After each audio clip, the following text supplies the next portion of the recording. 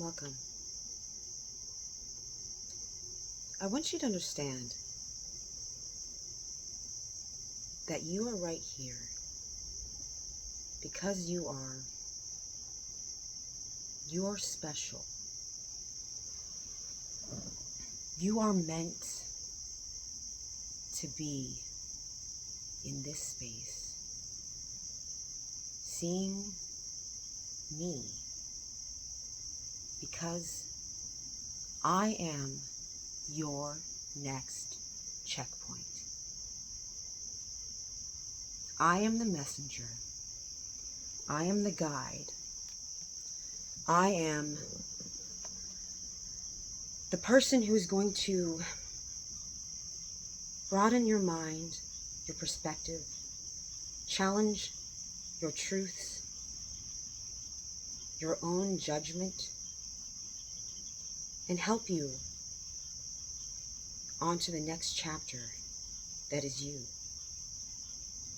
You must understand that in this space, whatever you may hear,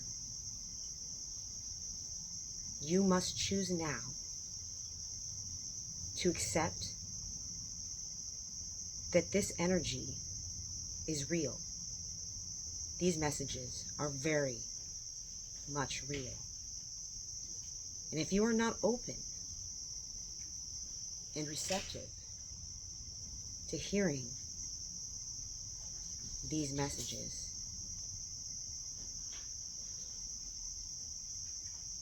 you can choose to not believe.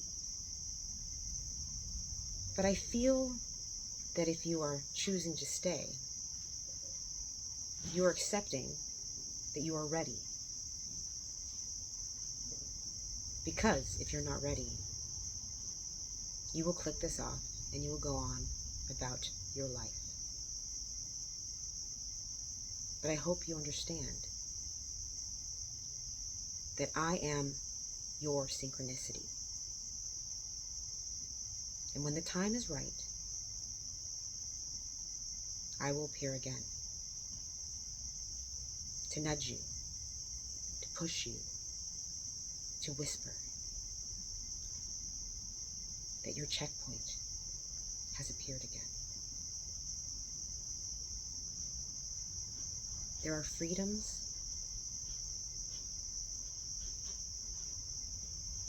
there are experiences, and your ability to choose is your right. But that is not why I am here. I'm here because you know this already. You are ready. In a way, you're being initiated to go deeper, to look deeper, to open up your heart and experience something that your soul is calling you to.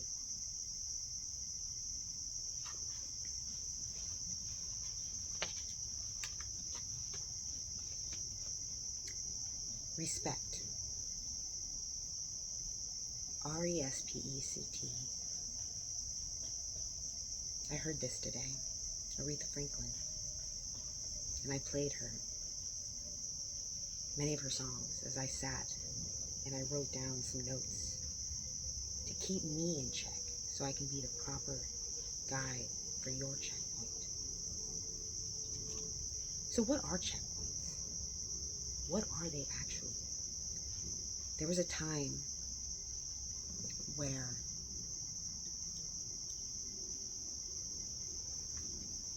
I had started to open my mind to life as a game.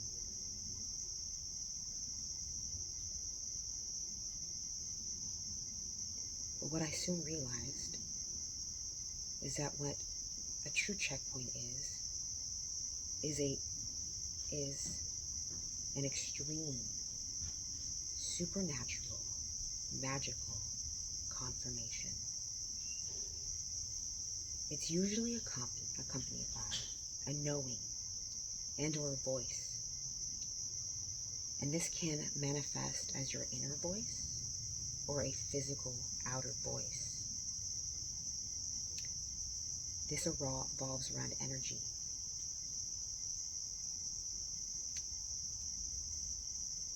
When I saw my first checkpoint,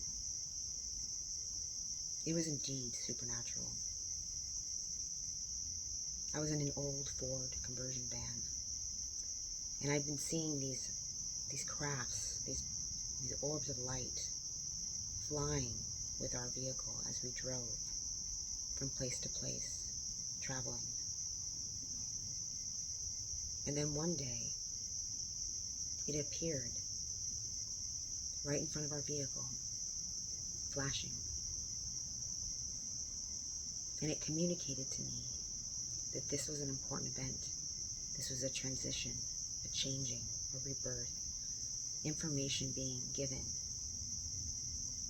and to take notice. And at that time, I wasn't really sure what I needed to notice other than such crazy supernatural things happening around me. It was one thing after another. And that was a phase. That was a time period of growth and learning and opening myself up to the possibilities, the endless possibilities, and the unknown.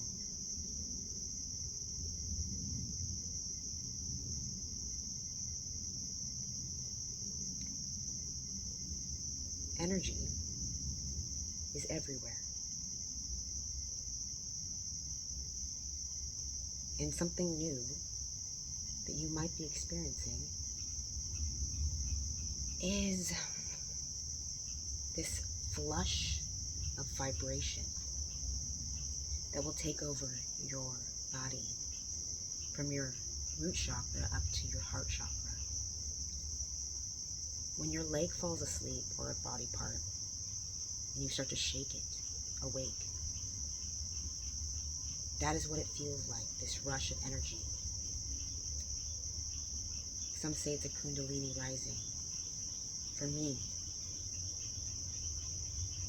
it is a heavy vibration and tingling. And I know in those moments when I feel that blood circulation rushing through my body, that this is truth. It is an extreme confirmation of truth, of knowing and understanding. You begin to have a receptive opening through your heart chakra. And you know when that happens that you can only accept and never doubt. This is ultimate truth. You're receiving ultimate truth, the highest source of information that cannot be challenged when you feel this vibration through your body.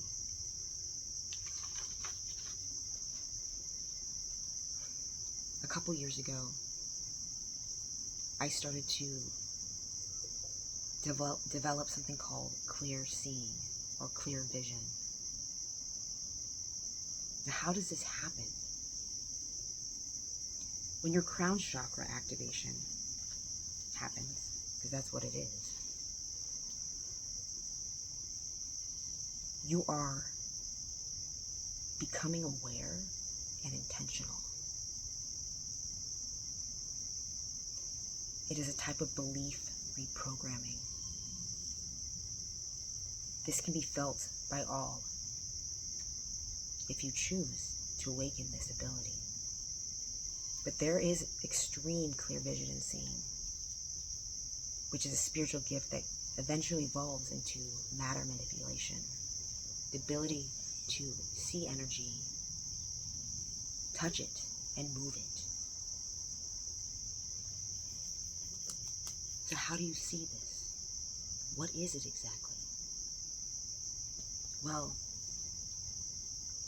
this is an ability that creates a pathway for your eyes to receive a larger light spectrum. Take that in, a larger light spectrum. There are thousands of animals on this planet that can see more colors, more light. They perceive their world differently. So for humans to not be able to see everything, there's a certain limit that our culture and our world has accepted. But what if that isn't the case? When I began to notice this energy in my physical environment, it began with just noticing things differently. I intentionally believed in more, and I questioned it. And this practice actually began with me staring at light structures. I would have my camera out and I was taking pictures of the lights I'd see outside at night. And then I noticed that these lights were just so much more than what I was being told they were. I started seeing shapes and things moving. And I truly began to see beings within these lights. Like they were taking over the light to show me things, show me truths, so that I could become more receptive in my walk, in my journey. When you see energy, whether it be the aura or just anything in your physical environment, I call this the TV effect. And there is a fancy term that people call this, I guess, when you have like tons of like little pixels in your vision. But I don't believe that's actually what this is, because I've moved energy.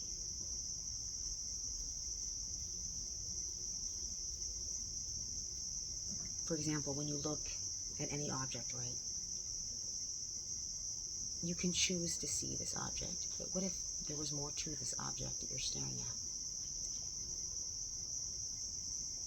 And day by day, I noticed my vision changing. More light was coming in.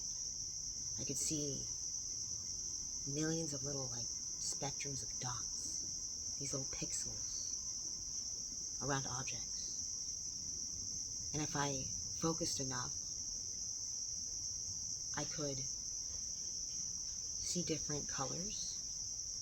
I could change the colors. I could clear objects. I could move the energy. That's what people call Reiki. And I could even push the energy into the objects.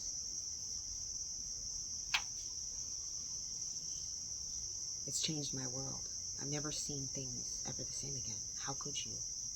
When you start to see this world as a true simulation, a true matrix, it cannot be denied. It cannot be denied that everything is made up of light.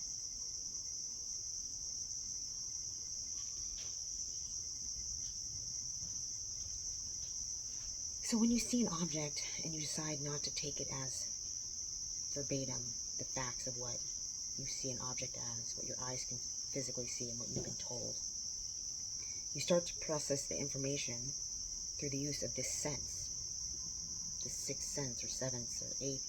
There's many senses that we're not aware of but are being developed in millions of people right now, whether they know it or not.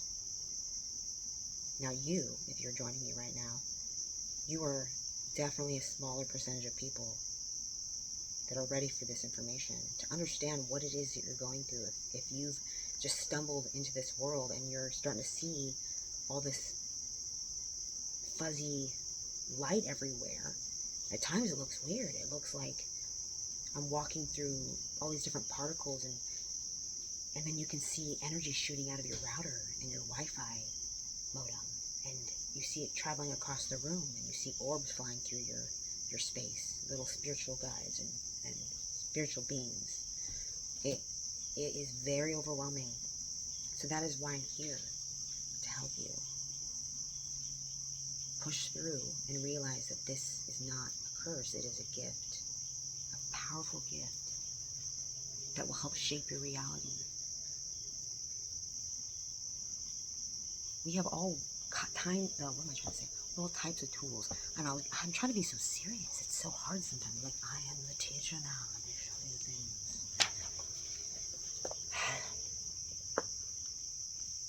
You can practice with candlelight, and it will become even more radiant.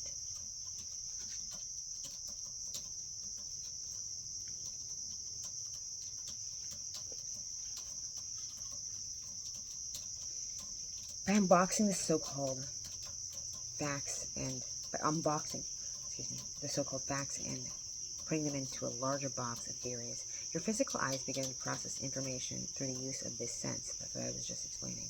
When you unburden your soul from societal placed facts, it creates new and newer pathways, is what I read. Wow. Newer pathways that were dormant. They reopen. They were always there, but it is created rather than reopened, because to create you must believe it was already there. It is already real. Choosing to perceive information as an open source conduit brings in hidden knowledge. Knowledge is created from your belief. It has and is already there. As one's eyes receive more light frequencies, you will make and notice a dramatic shift in the world around you. That was the end of my note.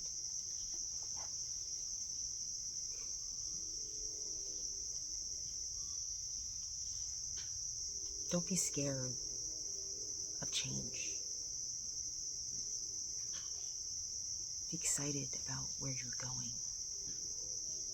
Be ready to receive more so that you can be more. There is nothing more ridiculous than closing yourself off, putting up barriers. There is a time and a place for barriers. Sometimes you just gotta rip them down and step out the door. I'm here to tell you this. It's time to step out. It's time to release old thought patterns. It's time to believe that you are more. This is not a coincidence. This is a synchronicity. You are not average. You are here to change the world. We are beings experiencing being human. And if you're with me right now, you are ancient. You are ancient and old. You chose to come into this platform, into this world, and you chose to take on karma. You chose to learn lessons. You chose to remember. I know life can be very taxing. It can be overwhelming. It can be scary. It can be tiring, very tiring. Because the world right now is breaking down. The illusions, those walls that have been set for too long are crumbling. And what are you going to see behind the door when you walk out? You're not going to see darkness, because the darkness is already integrated within you. You are the light in the dark. You are the passenger on a train who is shedding its light as it walks by, and it is stirring up the darkness that is laid dormant within people. You will be stared at. You will be adored. And you will be recognized.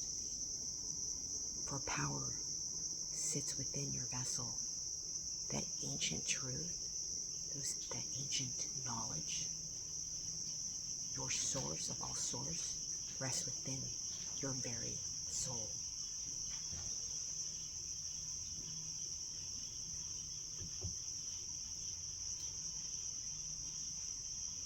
It is not the time to give up.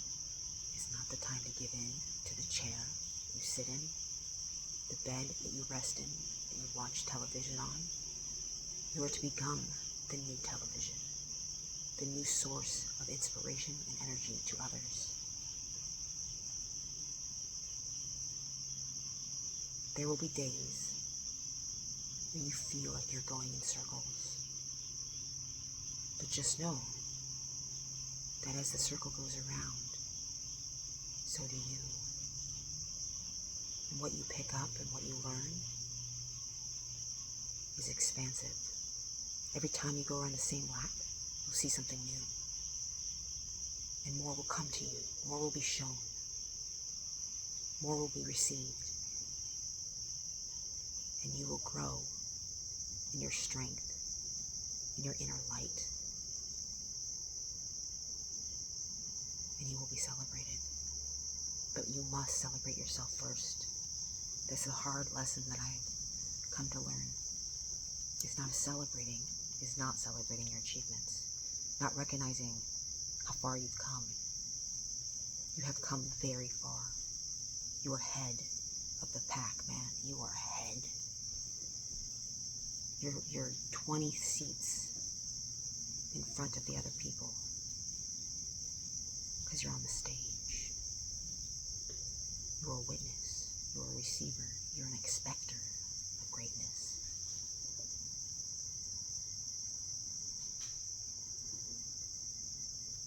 So open your eyes more, receive more, see more, because you are more.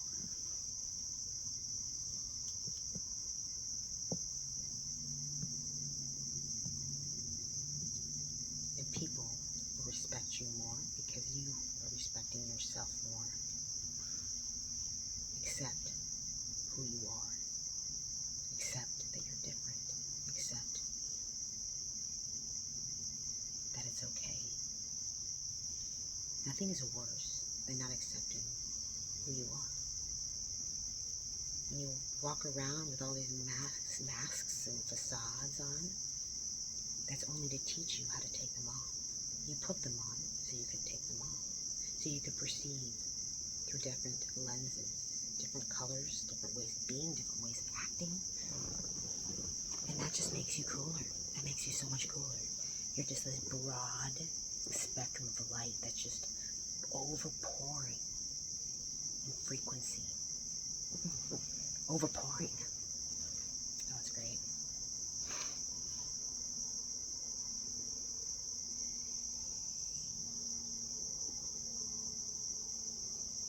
So what should you do now? What can you choose to do?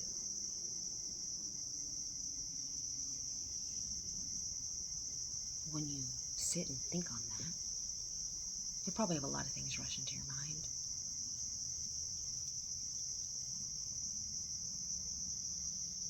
When I sat in meditation the other day, I had visions of incredible history that's never been told. My downloads are not average. What I saw was the Great Pyramid of Giza. And they had steps like the Mayan pyramids going all the way up. And I saw this rush of red, just red everywhere. And it was piling up the pyramid. And then I realized this was people. They were wearing these red battle tunics and armor.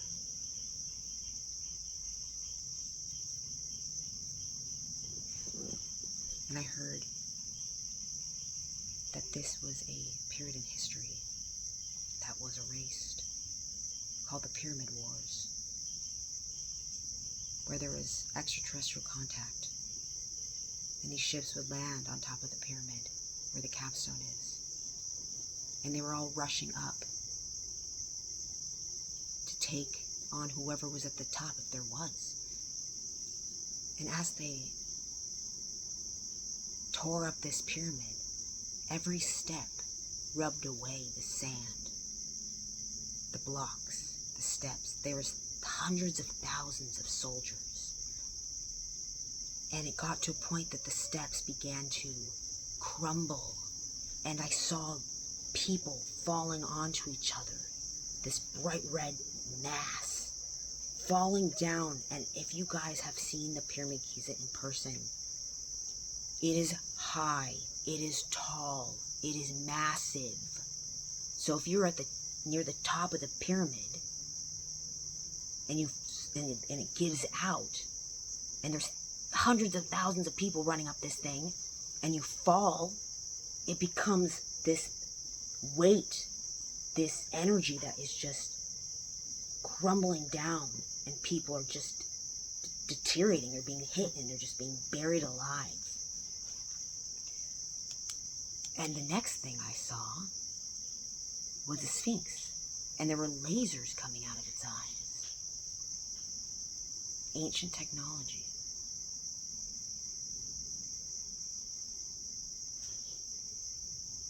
Something had happened that caused this massive vision, this war, this bloodbath. And it had to do with visitors from above. The ancient ones.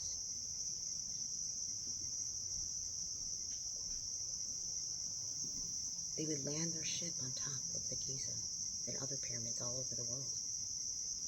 But really what blew me away was the fact that the idea that the pyramids in Egypt had originally looked like Mayan pyramids. And I can't imagine what it would be like walking up the sides of such a big monument, such a conductor of energy. How big or small would that ship have been that would land on top? And why were there lasers coming out of the Sphinx? Like blue, it was like a blue beam, like an energy weapon. A warning to back down. I mean, it was a war. But who would take on such a powerful race? Upheaval, anger, sadness. I watched a video the other day of another person on YouTube who was there visiting right now in Egypt. And the energy I received from just seeing this space was just deep sadness, wronged energy. It was very heavy on my soul to feel that sadness, that regret of what had taken place there. In my next vision, I saw the fairy tale of Jack and the Beanstalk. It was a massive, I love the word massive. It was huge. It was a huge, real-life tower that went up into the sky, way up there, and it was like an elevator system that went down to a part of Earth, and on top of this massive pillar in the sky was a civilization. And that's why I said Jack and the Beanstalk, because fairy tales come from something. They're just nothing is made up. Nothing comes from nothing. And to see this massive tower go above our heads into the sky to another civilization of these beautiful stone temples, and these people on top looking down on Earth, had me realizing that this is something. This is something more. Now, why can't we see this tower is the question. If this is real, if this vision is something real, which I believe it is, because I only talk facts, spiritual facts, where is it? Well, the first place I think of is Antarctica. Where are the places we can't go, that we're not allowed to go? Because if we go there, we'll see more. We'll experience more. We'll be like Admiral Byrd on a journey who comes back and tells everybody that there's so much world to see, so much bigger than we could ever imagine. And then he's literally cut off. He's not allowed to talk on these things at all. The civilization he met in Inner Earth, in Agharta, he could have seen a tower, a pillar into the sky, for all we know. There's planets in the solar system that have openings on each end. If you haven't seen that, you should. So this tower even possibly could go through the Earth, from one end of the pole to the other. And one thing I've learned over time is that the ancients have incredible technology. Incredible. So, it can easily be hidden from sight.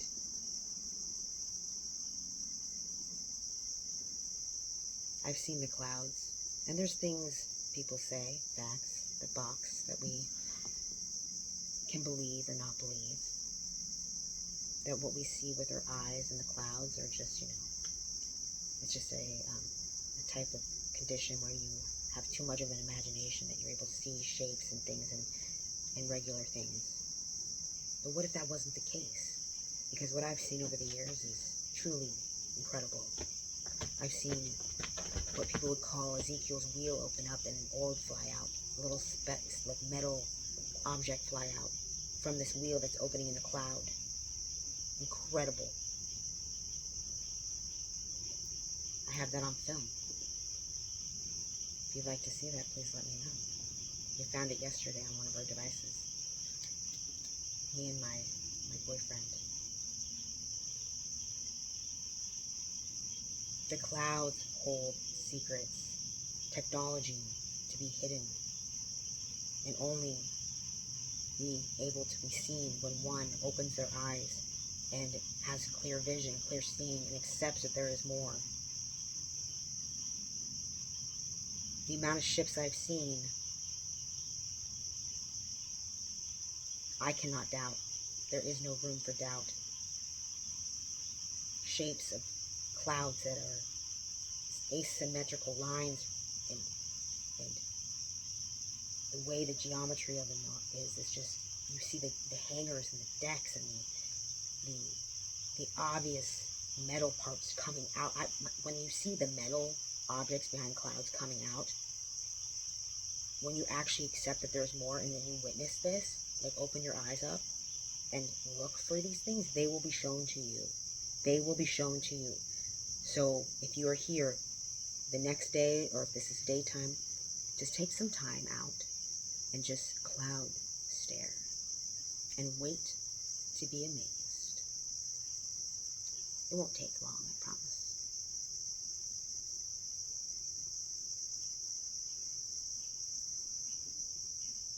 The visions you will have when you're ready for them will prove this to you. Will prove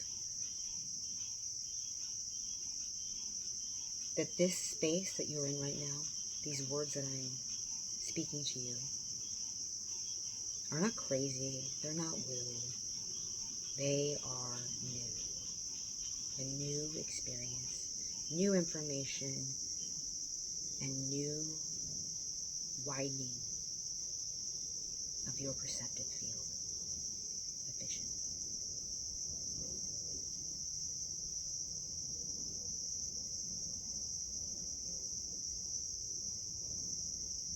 I'm so glad that you came here tonight, or today, and I was your checkpoint, that you were ready for this. I know you're ready. And those who did not stay, it's okay. It's okay.